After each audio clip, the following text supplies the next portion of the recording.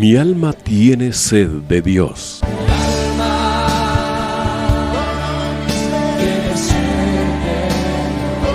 Un espacio que reconforta, alienta y motiva a la luz de la palabra de Dios. Un espacio de clamor e intercesión por todos aquellos que hoy necesitan una palabra de aliento de parte del Dios Todopoderoso.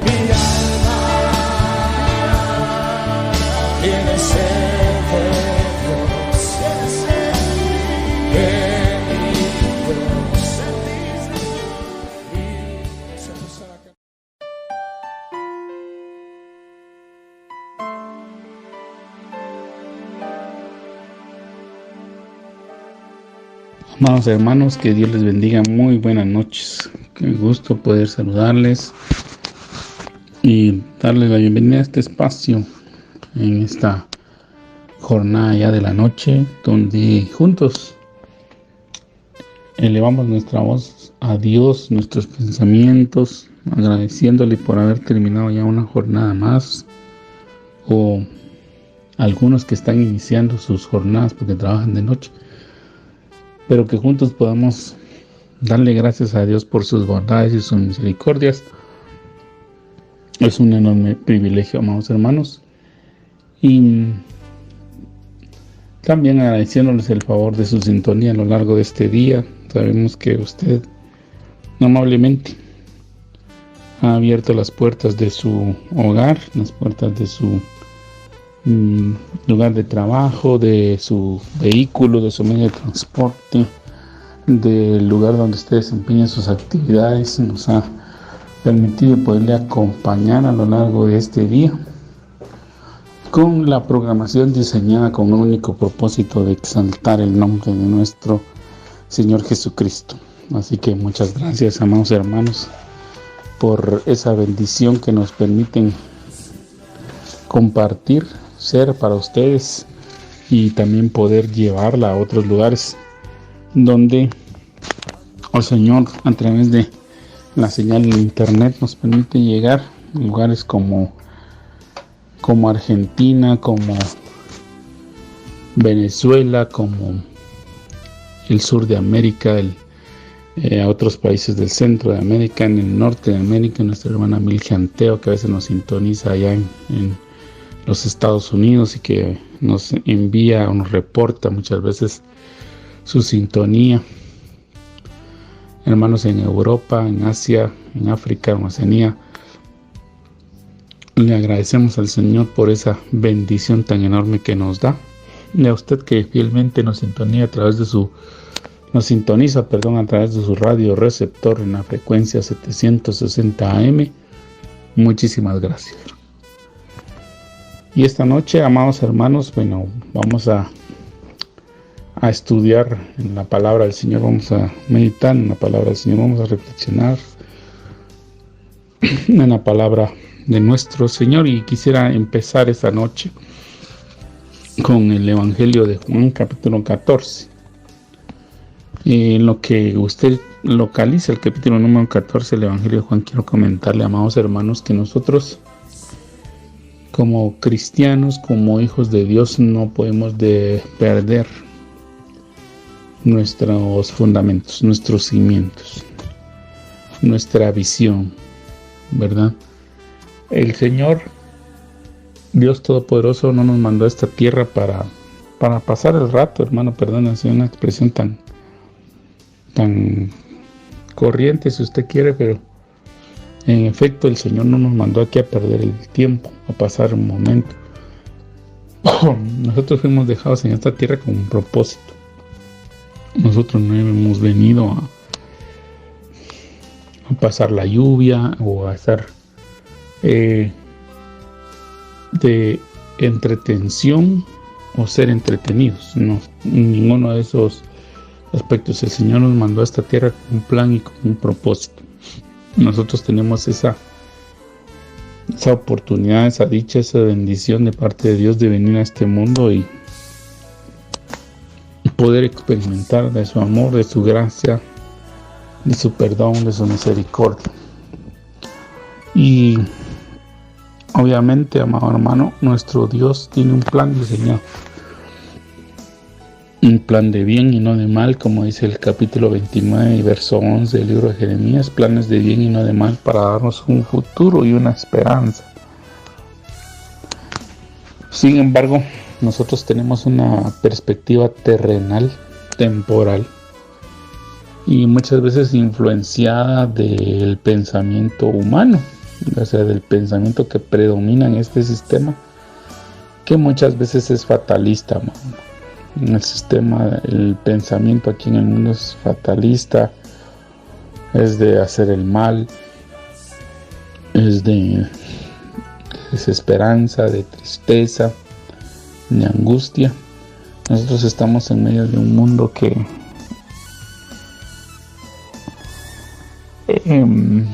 vive con mucho desánimo, ¿no? Usted lo ve en el rostro de las personas, generalmente se refleja mucha tristeza, mucha angustia, mucho dolor, aún dentro de los mismos creyentes, aún dentro de los mismos cristianos. Muchas veces en la iglesia del Señor, y más que la iglesia, el evangelio del Señor Jesucristo y la persona del Señor Jesucristo es menospreciada por el testimonio que dan los que dicen ser creyentes. Usted ve a alguien desanimado, a alguien que está criticando, a alguien que está insultando, a alguien que está hablando con desesperanza, y cuando usted le pregunta, ¿es cristiano? ¿Verdad? Vive con esa situación que la refleja y la transmite a los demás, y entonces mucha gente pregunta, entonces, ¿qué es ser cristiano? ¿Qué es ser evangélico? Entonces, verdaderamente no hay esperanza para el hombre. Y muchos científicos o muchas personas que se han metido en la ciencia, pues lo hicieron al principio con una buena intención, con el propósito de ir descubriendo las maravillas de Dios, pero resulta que se fueron alejando de Dios cada día más.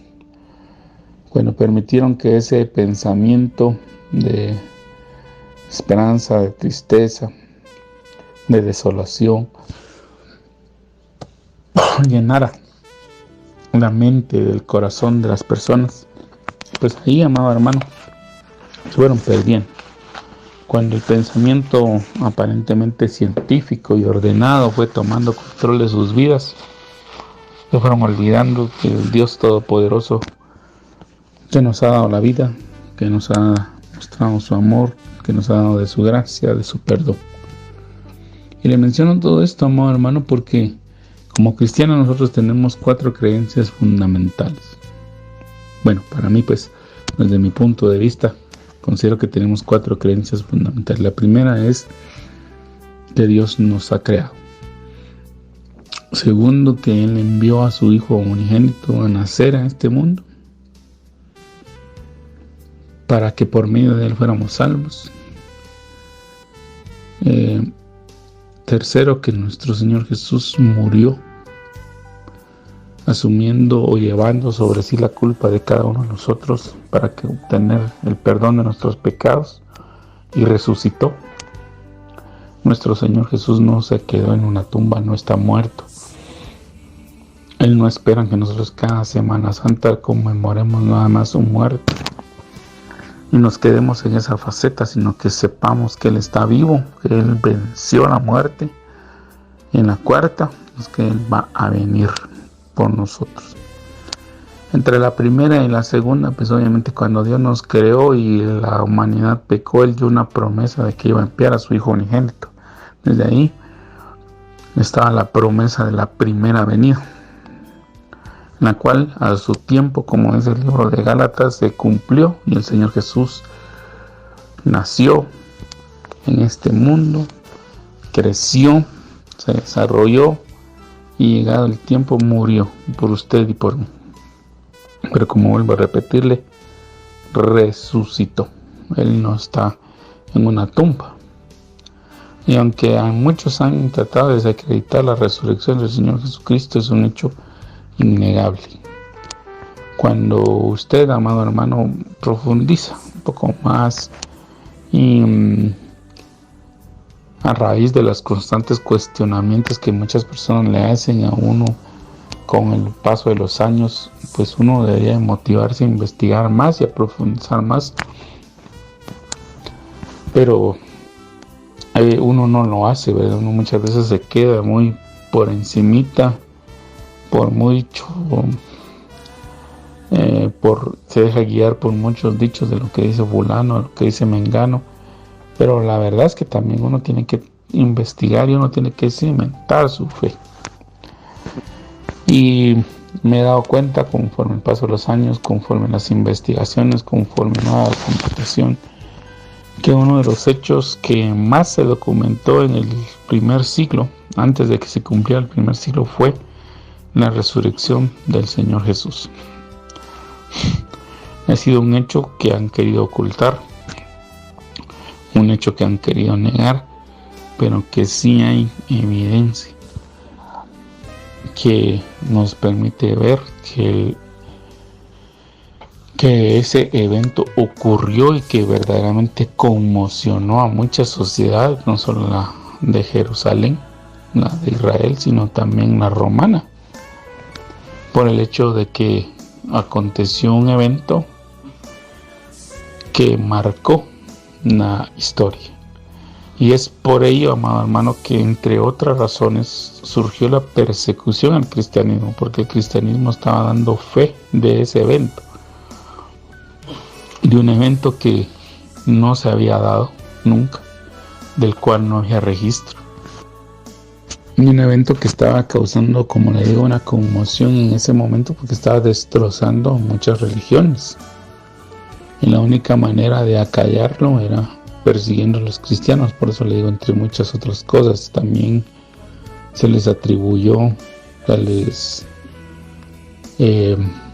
perjurió, se les persiguió basado en acusaciones mentirosas, se les desprestigió, pero el punto central era, amado hermano, desbaratar la situación de que ellos estaban proclamando la resurrección de Jesucristo. Pero sí hay mucha evidencia documental e histórica que hacen referencia al acontecimiento de que Jesús resucitó. Y entonces, amado hermano, lo que siempre ocurre, ¿verdad? Muchos disfrazaron la verdad, la atenuaron, o la dejaron, o la encerraron dentro de una religión, y a todos lo empezaron a manejar como un mito, como una creencia popular pero sin fundamento, y esa lucha ha estado presente a lo largo de los siglos. Pero el punto es de que el Señor resucitó, y la creencia número 4 es de que Él va a venir por nosotros, que es la otra que ha sido muy atacada, muy atacada, muy desprestigiada, sobre todo porque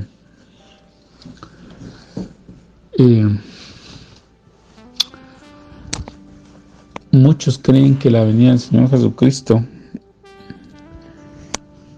no está compuesta en fases, sino que es solo un evento. Sin embargo, en la Biblia nosotros vemos que cuando el Señor habló de ello, la habló en fases, es decir, indicó que iba a ocurrir, pero que iban a tener ciertos eventos que iban a ocurrir para un grupo en específico en un tiempo, y luego para otro grupo en específico para otro tiempo. Y entonces, amado hermano, mucha gente viendo esta situación se ha dedicado a desprestigiar la venida del Señor. Se ha ocupado, amado hermano, en confundir a la cristiandad. Ahora se han atrevido a negar la venida del Señor, o la han puesto pero tan distante que la gente ha dejado de perseverar en su fe, se ha sentido engañada. Y entonces, amado hermano, tenemos esa situación de que hay gente que debería estar pregonando la venida del Señor y no lo hace porque no se siente lo suficientemente capaz de hacerlo. Y hay otra que sí habla de la venida del Señor y pues nos da una enseñanza muy detallada, hermano, porque eso hay que agradecerlo, ¿verdad? Que que se han dedicado al estudio de los acontecimientos del fin, de la escatología, como se llama. Y pues nos hablan de los detalles y de los eventos y los acontecimientos, y es apasionante, amado. No le puedo negar, es muy, muy apasionante el tema, pero se han enfocado mucho en los detalles, en los eventos, y han desviado la mirada del acontecimiento central, que es la venida del Señor. Tal vez no tanto ellos, sino nosotros, los creyentes, que muchas veces andamos en búsqueda de señales. Todavía tenemos muchas cosas en nuestro corazón, en nuestra alma, que hay que ministrar, que hay que rendir para que precisamente no nos pase eso. El apóstol Pablo dejó escrito, por orden del Espíritu Santo y por inspiración del Espíritu Santo, que nosotros no nos teníamos que dejar llevar por vientos de doctrina, que es decir, que no fuéramos zarandeados, ¿verdad, hermano? A mí se me figura como, a veces, como que el cristiano es como una plumita y empieza a soplar un viento y se va para la derecha, o le sopla otro viento y se va para la izquierda, y le sopla otro viento y se va para adelante, y le sopla otro viento y se va para atrás. Y esos vientos de doctrina generalmente causan confusión y causan problema en el cuerpo de Cristo, en la iglesia en general. ¿Por qué? Porque dentro de esta situación están metidos tanto los ministros como las ovejas, amado. No es una situación exclusiva de las ovejas, ni es un movimiento exclusivo solo de los ministros. Desde mi punto de vista particular, amado, pienso que es una responsabilidad de ambos.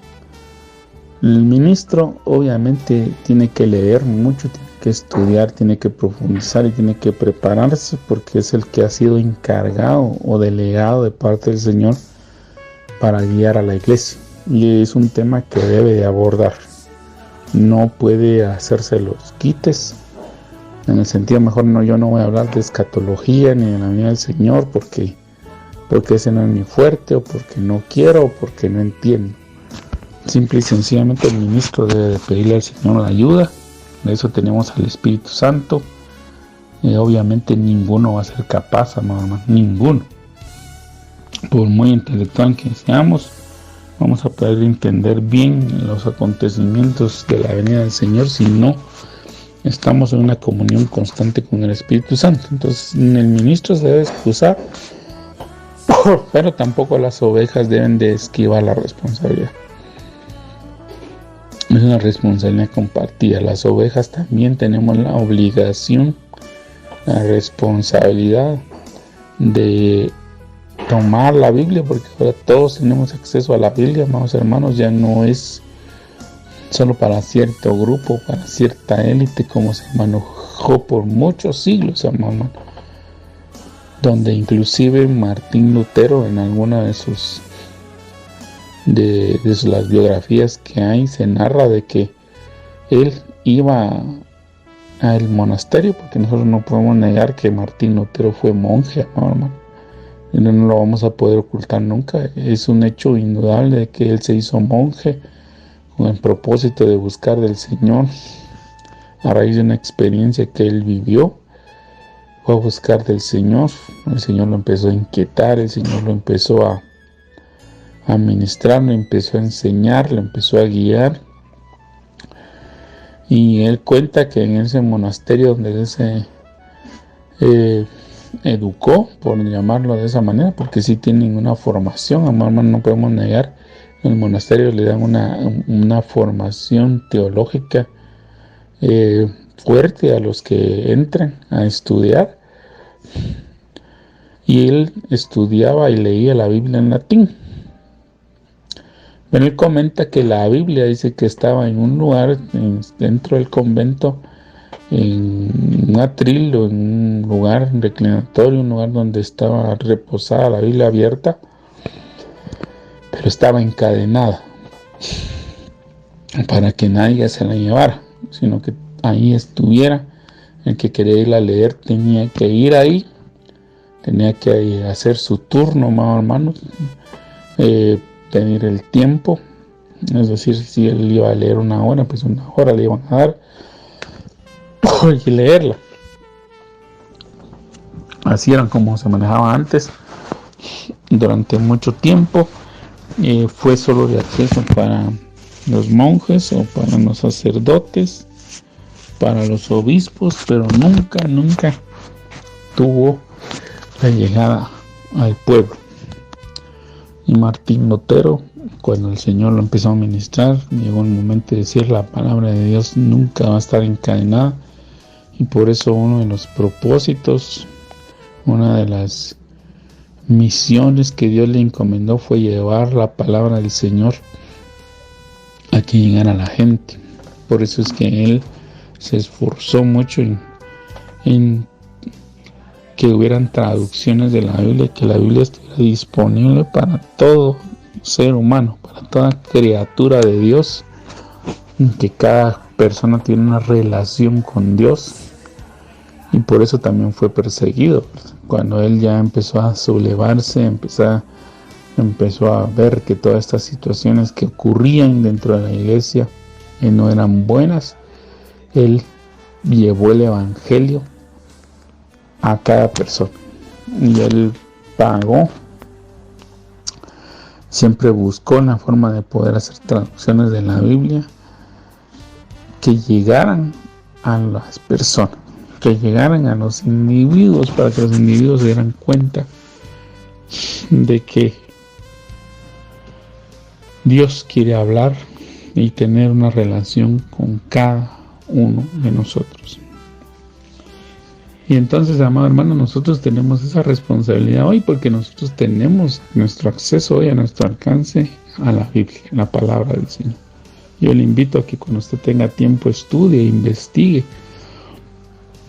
todo lo que ha sucedido, para que nosotros tengamos hoy una Biblia en nuestras manos. Mucha gente ha derramado su sangre, mucha gente ha pasado penas, tristezas, persecuciones, para hacernos llegar la palabra de Dios. Y Dios mismo se ha encargado de preservar su palabra por muchos siglos. Y por ello, amado hermano, a mí me parece una ingratitud que a veces nosotros no la leamos, no la apreciemos, no la valoremos, no nos esforcemos, que lo tengamos como un instrumento religioso y no como lo que es la palabra de nuestro Dios. Como un instrumento religioso que podemos poner en la sala, que podemos poner en algún lado como un adorno, pero que no está ni en nuestra mente ni en nuestro corazón, lo cual es terrible y es lamentable. Entonces le digo, ambos, tanto el ministro como nosotros, nos tenemos que esforzar de estudiar, de pedirle al Espíritu Santo que nos vaya abriendo la palabra, que nos vaya abriendo el entendimiento, que nos vaya abriendo el corazón y nos vaya abriendo los ojos para ir entendiendo, sin el ánimo de causar contienda, ni causar división, ni causar competencia, entender cómo va a ser la venida del Señor Jesús, para que la iglesia pregone esa verdad y lleve la salvación, el mensaje de esperanza y salvación, porque esa es la misión que nosotros tenemos, y que el Señor nos haya debidamente preparados para que cuando Él venga nos lleve con Él. Y entonces le menciona, amado hermano, todo esto porque en el Evangelio de Juan capítulo 14, versículo 1 al 4, encontramos las palabras de nuestro Señor Jesucristo, que dice: no se turbe vuestro corazón, no se turbe tu corazón, no se turbe el corazón de ustedes, en un lenguaje un poco más actual. Creéis en Dios, creed también en mí. En la casa de mi Padre hay muchas moradas. Si así no fuera, yo os lo hubiera dicho. Voy pues a preparar lugar para vosotros. Y si me fuere y os preparare lugar, vendré otra vez y os tomaré a mí mismo, para que donde yo estoy, vosotros también estéis. Y sabéis a dónde voy, y sabéis el camino. Y amados hermanos, entendemos pues de una manera un poco esquematizada, amado hermano, de una forma de narrativa, que a la altura del capítulo 14 el Señor Jesús está en la cena que Él celebró previo a su pasión, muerte y resurrección. Prácticamente en el capítulo 14, 15, 16 y aparte del 17 del Evangelio de Juan, Jesús está teniendo una enseñanza, está dando un discurso, está haciendo una despedida, por llamarlo de alguna manera, a sus discípulos, dándole a entender, tratando de que ellos abran su corazón para comprender un mensaje que Él les está dando. Y este mensaje empieza diciéndonos que Él va a ir a la casa del Padre porque hay muchas moradas y va a preparar un lugar para nosotros. Y si os fuereis y va a preparar el lugar, después vendrá otra vez y nos va a tomar para Él, para que donde Él esté, nosotros también estemos. Entonces, estas son palabras de Jesús, no son palabras de un discípulo, no es escritura de un tercero, son palabras de Jesús. Y menciono todo esto, amado hermano, porque mucha gente se ha atrevido a decir que el Evangelio es un invento de Pablo, o que es un invento de Pedro. De verdad que es fruto de una concepción humana, pero vemos ahí que no es posible, porque toda la Biblia, amado hermano, en su contexto, cuando fue elaborada, fue escrita y ha llegado a nuestros días, a pesar de que hoy la tenemos impresa en papel, amado hermano, con tinta, con notas, con versículos, con capítulos, cuando fue diseñada y fue concebida, no existía ni la computadora ni la máquina de escribir.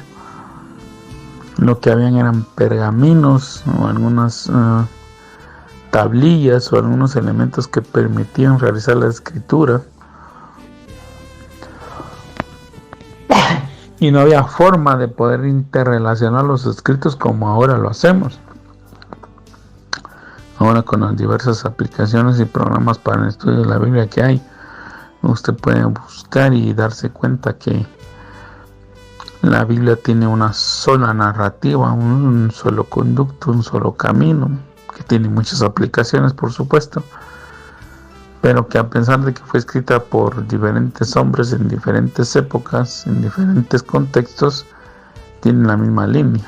Y usted puede ver que el tema fue abordado por Pablo, fue abordado por Pedro, fue abordado por el Señor Jesús, fue abordado por los profetas, fue abordado por los ministros que el Señor ha levantado, y al final todo te complementa y todo nos permite entonces comprender, bueno, por lo menos tener luces, ¿verdad, hermanos? Porque nuestro Dios es tan grande y tan maravilloso que no podemos pensar que una mente finita como la nuestra va a comprender a un Dios tan grande y tan infinito como Él es. Pero si nos deja ver que la palabra de Dios es viva y eficaz, entonces mucha gente le quiere atribuir a Pedro o a Pablo el Evangelio, diciendo que es un invento de hombres y por lo tanto no tiene veracidad, no tiene certeza. Pero la Biblia, amado hermano, es un libro que viene de Dios, el corazón de Dios, es divino. No adoramos al libro, por supuesto, no estamos rindiéndole adoración al libro, pues, sino que le rendimos adoración al Dios Todopoderoso, que ha permitido que ese libro que contiene sus palabras llegue a nuestras vidas.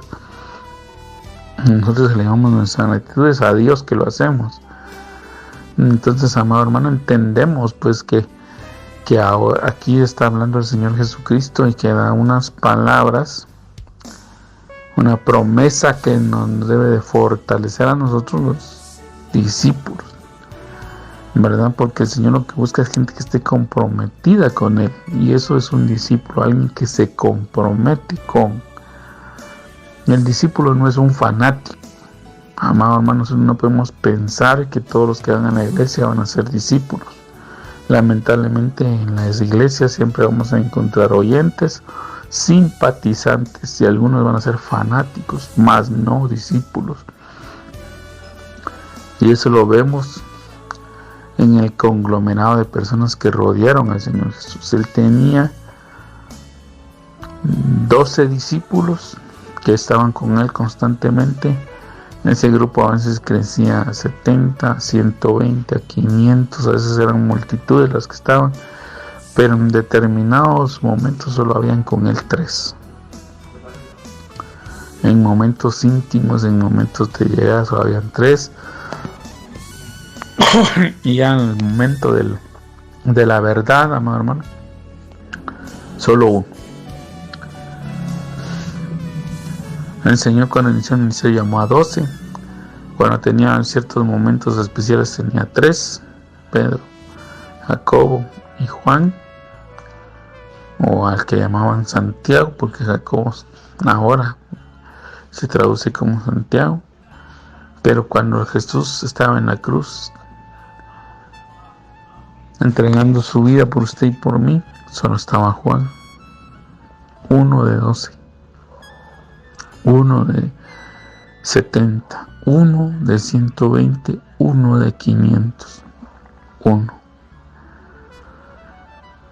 Y a ese 1, amado hermano, Dios le dio un evangelio, le dio 3 cartas, la primera, segunda y tercera de Juan, y el Apocalipsis, para hacer un total de 5 libros que están hoy en la Biblia. Fue a ese discípulo, al único que terminó la carrera a los pies de Cristo, a los pies de Jesús en la cruz, al que le dio el mensaje final que conocemos hoy como el Apocalipsis o la revelación de Jesucristo. Y entonces, amado hermano, este discípulo escribe por revelación, por inspiración del Espíritu Santo, las palabras que Jesús dijo de que Él iba a regresar por nosotros. Y en el libro de los Hechos, para que la Biblia misma cumpla el testimonio que Dios ha establecido, que todo testimonio, todo asunto quedará en boca de 2 o 3 personas. En el libro de los Hechos, que fue escrito por otro discípulo, solo que esta vez discípulo de Pablo, utilizado también por el Espíritu Santo, como lo es Lucas.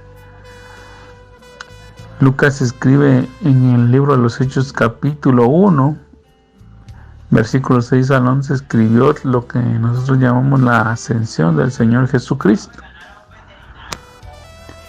Dice que los discípulos estaban viendo cuando el Señor Jesús fue llevado al cielo, y cuando estaba viendo ese acontecimiento, en el verso 11 del capítulo 1 dice: los cuales también les dijeron: varones galileos, ¿por qué estáis mirando al cielo?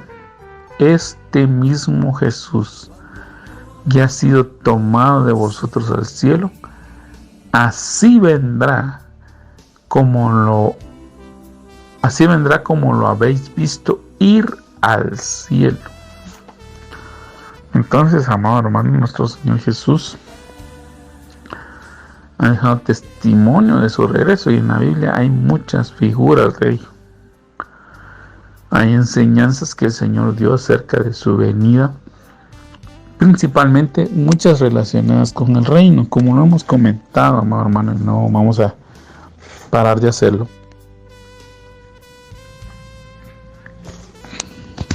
El pueblo de Israel estaba cautivo, y entonces él estaba esperando la liberación de esa cautividad. No estaban en este momento, estaban bajo el dominio del Imperio Romano, y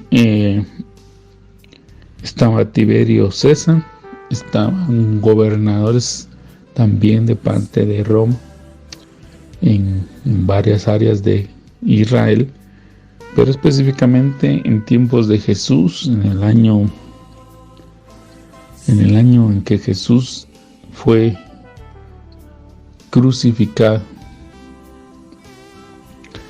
estaba ya gobernando en Jerusalén Poncio Pilatos como gobernador de Roma, como representante del Imperio Romano en Jerusalén. Por lo tanto, amado hermano, el Imperio Romano había desplegado su poderío sobre muchas naciones, y para la época de la Pascua, para la fiesta de la Pascua, judíos de muchos lugares llegaban como mandamiento del Señor, que estaba establecido en la ley que le había sido dada a Moisés de parte de Dios, que había sido promulgada por los sacerdotes, que todos los varones debían de presentarse por lo menos en 3 fiestas, y una de ellas era, y es porque aún no sigue haciendo la gente, la fiesta de la Pascua. Y entonces viajaban muchas personas con sus familias para la fiesta de la Pascua a Jerusalén. Entonces,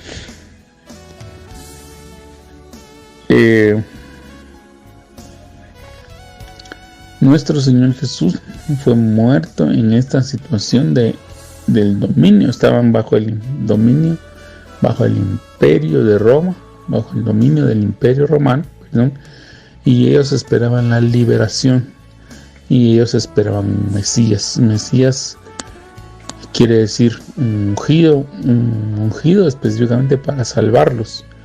Ellos esperaban de la línea de David, así como David salvó en su momento. Fue un instrumento que Dios utilizó para liberar a Israel del cautiverio de los filisteos. Usted lo puede leer en el libro de Samuel, capítulo 17, que los filisteos están decididos a tomar el control del pueblo de Israel.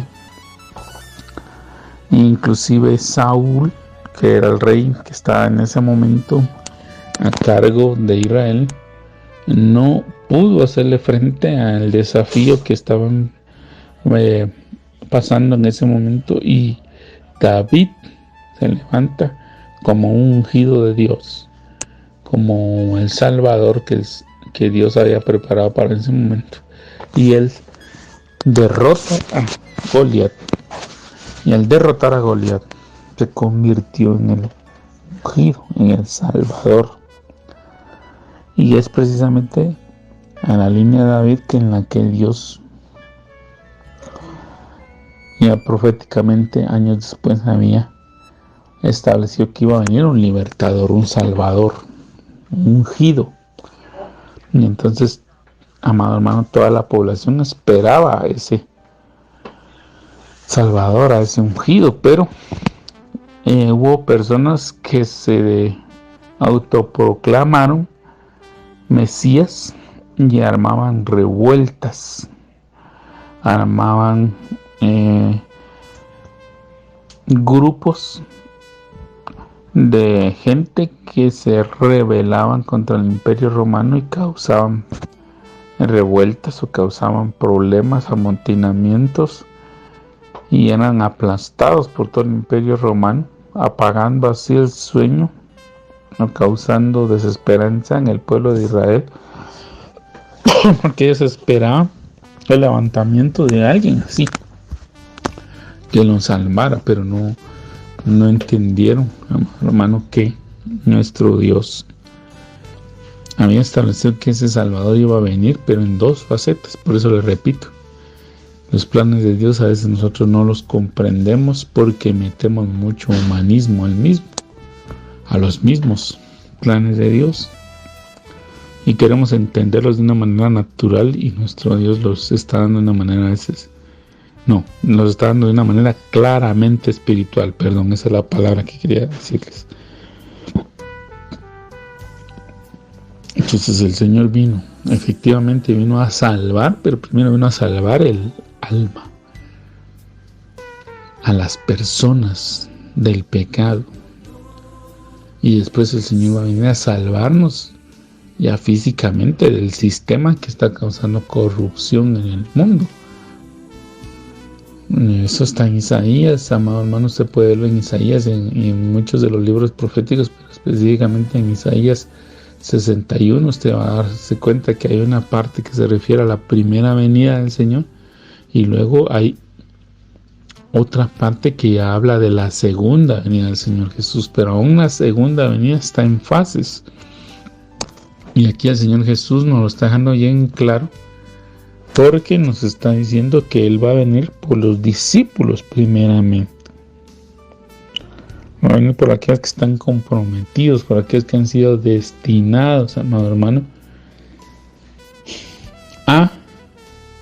o que han comprometido su vida con el Señor. Y entonces, amado hermano, vemos que aún dentro de los discípulos hay muchos que solo están por cierto momento o por cierta circunstancia, pero al final es un grupo es menor el que se va verdaderamente a llevar unos premios grandes. Entonces, amado hermano, nosotros vemos que hay entonces dentro de los grupos de la segunda venida, que vamos a tratar de verlos más adelante, no hoy por supuesto porque el tiempo se me está yendo, pero hay la que se va a casar, hay de los que son invitados y hay de los que son mayordomos o servidores en las bodas. Entonces vemos que hay diferentes facetas, diferentes grados. Y entonces, amado hermano, viendo un poco de la venida del Señor, sabemos que hay eventos que van a suceder. Claro, no los voy a negar, amado hermano. Sería tonto de mi parte negar que, por ejemplo, el capítulo 24 de Mateo, el capítulo 13 de Marcos, el capítulo de Lucas, que también hay un poco de escatología, y que el Apocalipsis y los libros proféticos, amado hermano, nos hablan de acontecimientos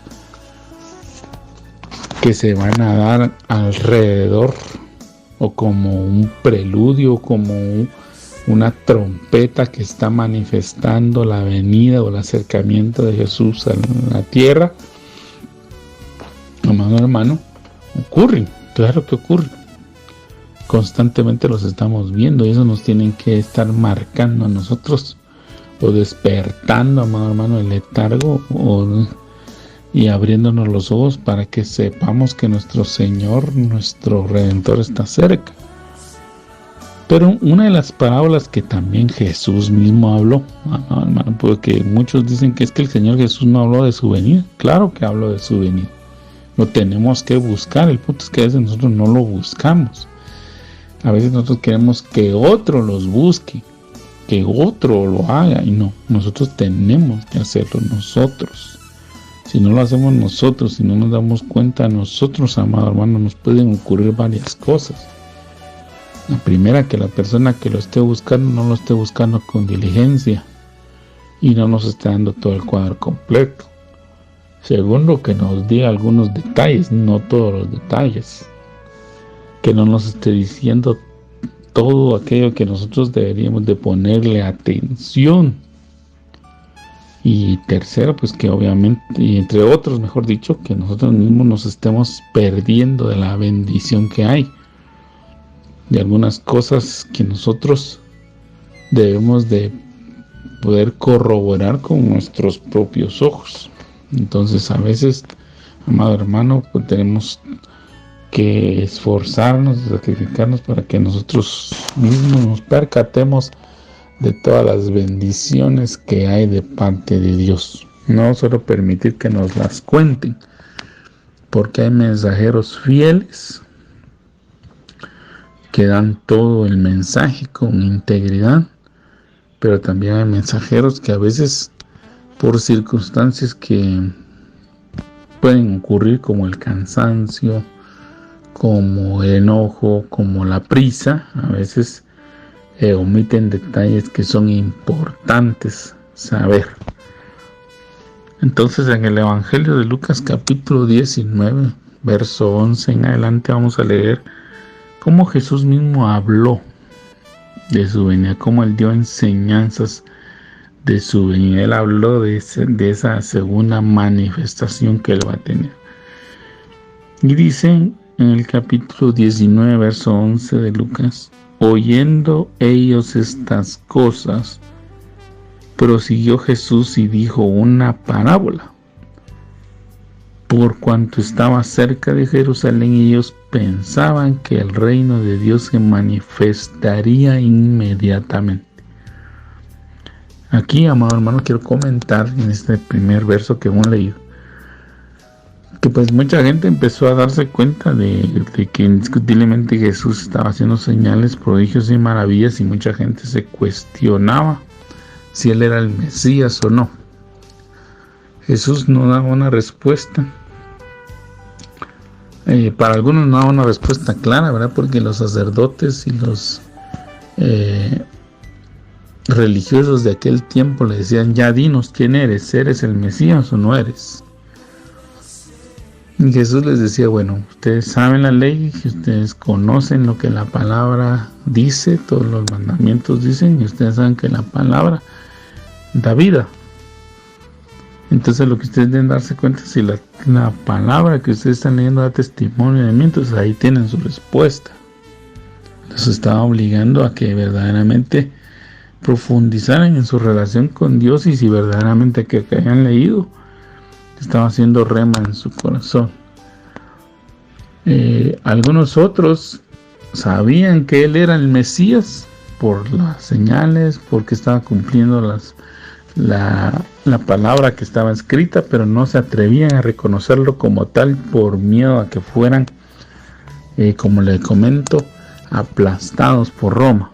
Ya habían tenido la experiencia, ya habían visto a gente que se había autoproclamado como Mesías, a un man que estaba haciendo un movimiento en sus propias fuerzas, en su propio entendimiento de autoproclamarse Mesías, y habían sido aplastados por el Imperio Romano.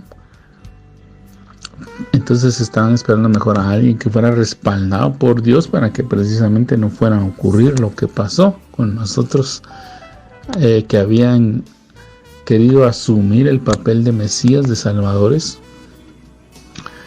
Y mucha gente entre el pueblo que fue donde caminó Jesús lo veían como verdaderamente el Salvador del mundo, pero no como aquel Salvador que tenía que tomar las espadas para salvarlos de la opresión de Roma, sino como aquel Salvador que estaba llegando a ellos, llevándoles un mensaje de esperanza, de consuelo, de ánimo, de fortaleza, sanando dolencias físicas, dolencias emocionales, dolencias espirituales, que lo estaban también buscando como aquel que podía saciar sus necesidades materiales, porque muchas veces, por lo menos se narra 2 milagros de que Jesús multiplicó el pan, les dio de comer, y entonces ya la gente lo empezó a buscar a él, no por la palabra que él daba, sino porque les daba de comer. Y el mismo Jesús en el Evangelio de Juan capítulo 6 los confronta y les dice: ustedes no me buscan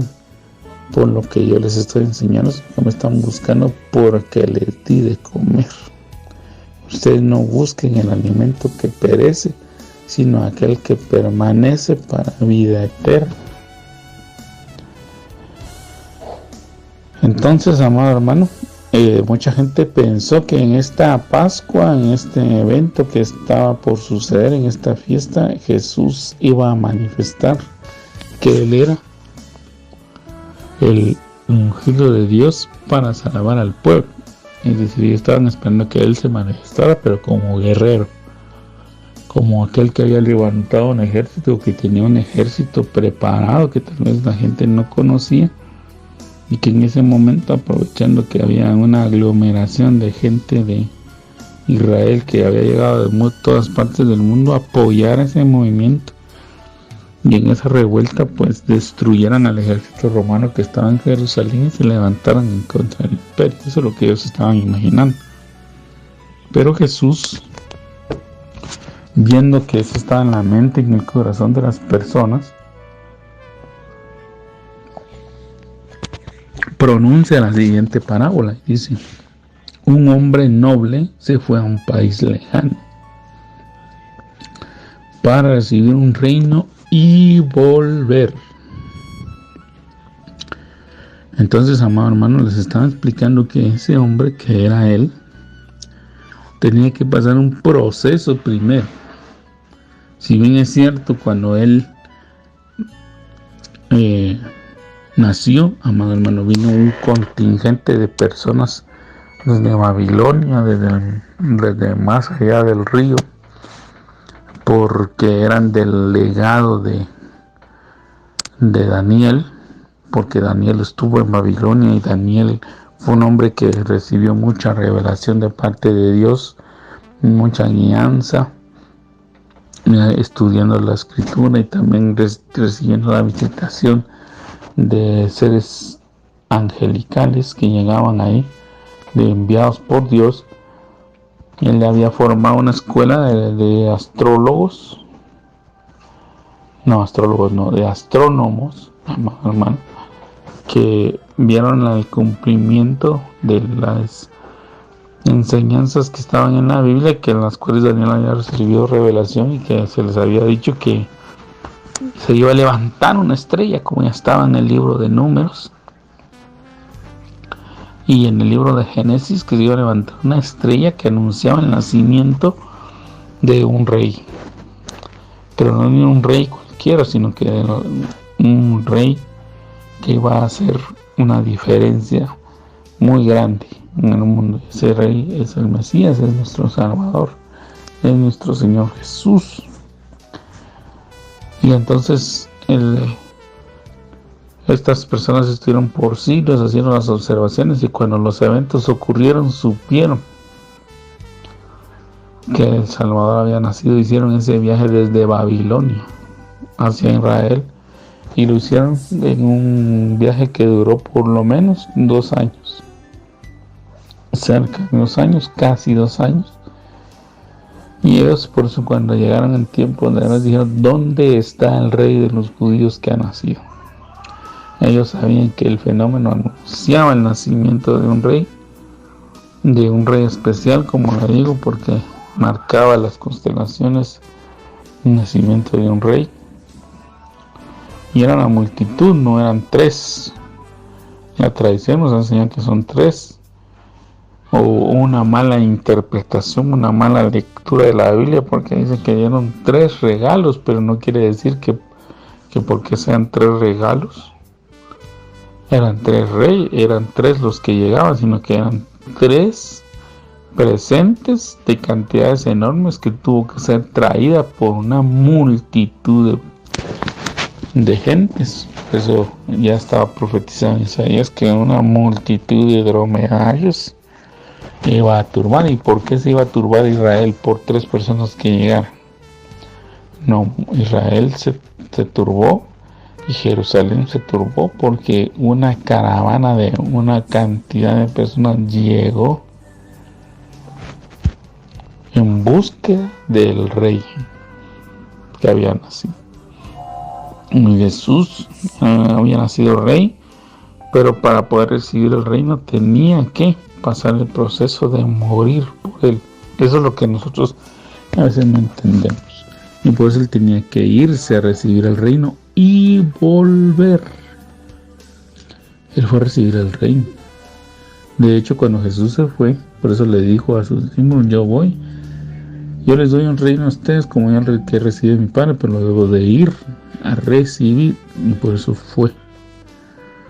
Y entonces dice aquí: y llamando a 10 siervos suyos, les dio 10 minas. El del número 10 nos habla de una totalidad, de un periodo, nos habla de un grupo, nos habla de muchas cosas, hermano. Pero aquí lo que nos está diciendo es que a todos los que nos ha confiado Dios algo de su parte, estamos llamados a servirle. Nosotros debemos de servir en lo que Él regresa. Nosotros, sus discípulos, debemos de servir a Dios, manifestando nuestro amor a Dios a través del servicio que le damos a los hijos del Señor. Y lo hacemos mientras Él regresa. Nosotros debemos de administrar todo aquello que Dios nos ha dado, y dice que son 10 minas. La mina, hay estudios que se han hecho. Yo tengo por aquí una Biblia, amado hermano, que no me deja ver que la referencia es que cada mina tiene un costo como de $5,000 cada una. La evaluación que se estaba haciendo en este momento, pero lo que nos quieren decir es que nos dejaron muchas cosas valiosas, y a cada uno nos han dejado conforme lo que podemos manejar, y dependiendo de cómo lo manejemos, o recibimos más o nos lo quitan. Así es como el Señor trabaja. Nos dio muchas cosas valiosas, como por ejemplo la vida. Nosotros valemos, amado hermano, la sangre de Jesús. Nosotros no fuimos comprados ni con oro, ni con plata, ni con piedras preciosas, pero teniendo eso como punto número 1, amado hermano, como punto número 2, la humanidad que el Señor nos ha dado, este cuerpo que nosotros utilizamos, amado hermano, es una... Permítame la expresión, aunque es incorrecta tal vez, pero nos han dejado una maquinaria avanzada que nadie ha podido imitar. Ni la mecatrónica, ni la ingeniería, ni la cuántica, ni ninguna de las ciencias modernas que haya podido imitar, ha podido replicar lo que Dios ha hecho con nosotros. El movimiento de una mano, por ejemplo, que nosotros lo hacemos en cuestión de segundos. A los ingenieros mecánicos y todos los que trabajan en ingeniería artificial, etcétera, les ha llevado años y años el poder tratar de imitar los movimientos, y aún son limitados. No lo hacen con la precisión que lo hace la mano humana, ni con la forma en que funciona todo el cuerpo con una precisión increíble. Entonces, amado hermano, nosotros tenemos una investidura rica, millonaria, y es algo que a veces nosotros no apreciamos y no valoramos, y debemos de administrarlo bien. Y entonces el Señor dejó un mandato y dice: negociar entre tanto ven. Pero los conciudadanos le aborrecían y enviaron tras él una embajada diciendo: no queremos que este reine sobre nosotros. Entonces, amado hermano, esa situación continúa el día de hoy. Nosotros estamos sirviendo, estamos pregonando el evangelio, estamos pregonando el reino de Dios, pero mucha gente no quiere que Jesús reine. Mucha gente no quiere que los principios, las leyes y las normas de Dios imperen en la humanidad, sino que la humanidad quiere tener sus propias reglas, sus propias leyes, que muchas veces no son claras, o que cada uno violenta o maneja a su antojo. No quieren la ley de Dios que nos lleva a la vida eterna, a la salvación, sino que quieren una ley que puedan violentar cuando se les antoje. Y eso mismo acontece hoy, una lucha entre el hombre que se revela constantemente ante Dios, y Dios que siempre está buscando cómo consolar al hombre. Amado hermano, pues voy a tener que dejarlo ahí en este momento porque el tiempo se me ha ido, pero voy a tratar que, si el Señor me concede una próxima oportunidad, ya pues entrar al detalle de la parábola, que le dejo los pasajes de Lucas capítulo 19 versículos 11 al 27 para que los estudie, los medite y los reflexione, y que juntos vayamos precisamente, amado hermano, recordando lo que el Señor ha prometido que va a ocurrir, que es que Él va a regresar por nosotros. Mientras tanto, quiero aprovechar estos minutitos que me quedan para que oremos brevemente. Padre, en el nombre de Jesús, en esta noche te doy gracias por la bondad, la misericordia que nos has manifestado en este día, Señor. Queremos rogarte, amado Padre, que abras nuestro entendimiento y nuestro corazón. Primero, para que podamos ser agradecidos por todo lo que tú haces por nosotros, Señor, aún en medio de los problemas, de las luchas y las dificultades que cada uno vive. Segundo, Señor, para que no se nos olvide y perdamos de vista, Señor, que tú has prometido regresar y que vas a venir por cada uno de nosotros para que estemos donde tú estás, Señor, y que nosotros entonces en lo que tú vienes te podamos servir, nos preparemos y nos esforcemos, Señor, en verdaderamente estar a la altura de lo que tú demandas, de lo que tú requieres, para que seamos dignos de estar contigo por la eternidad.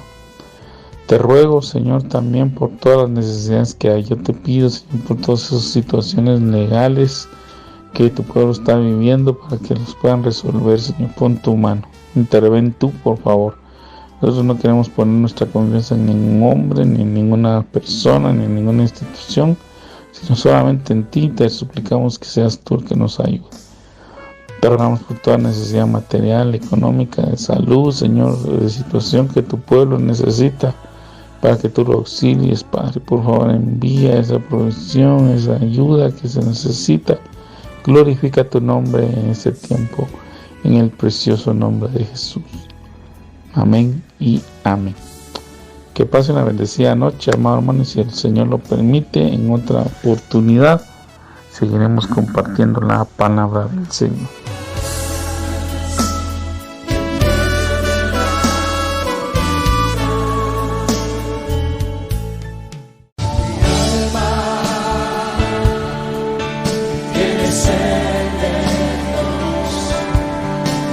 Hemos presentado Mi alma tiene sed de Dios.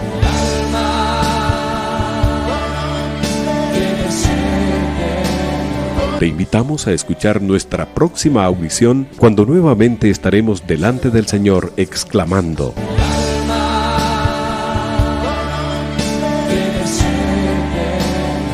Mi alma tiene sed de Dios. No te lo pierdas. Tiene sed de